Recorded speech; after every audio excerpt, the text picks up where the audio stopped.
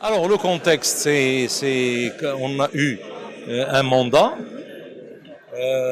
Ce mandat arrive à sa fin aujourd'hui et nous allons donc présenter le rapport moral, c'est-à-dire le bilan, notre bilan de ce qu'on a fait, ainsi que le rapport financier devant les congressistes qui vont le discuter, qui vont euh, poser des questions, qui vont, etc.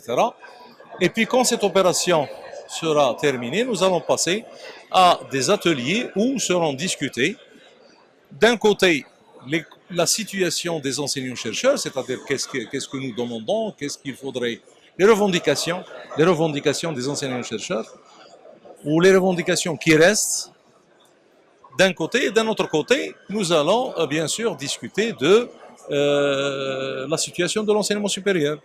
Que faut-il faire pour l'améliorer, pour qu'est-ce que nous, en tant que syndicat, nous pensons de, euh, de l'enseignement supérieur, de la réforme de l'enseignement supérieur. Alors, professeur Youssef El Kouari, membre du Bureau national SNESUP Maroc. Donc, nous sommes ici, l'organisation de notre 12e congrès, donc, où on aura l'ouverture, bien sûr, ici à la faculté de sciences de Rabat. Et les travaux vont se dérouler à Bosneka aujourd'hui, le 18, 19 et 20.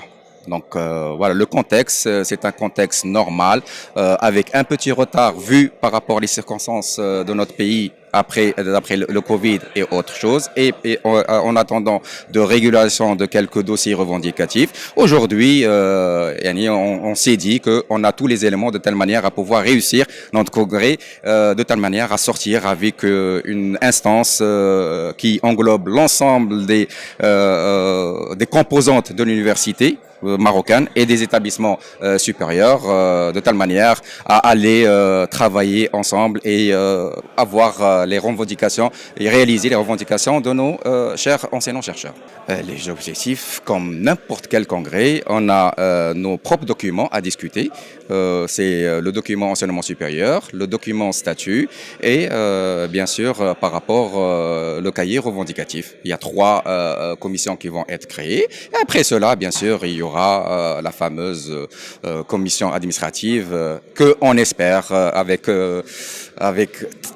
une sincérité non égale, de telle manière à ce que ça soit une commission administrative qui représente l'ensemble des composantes existantes dans ce congrès.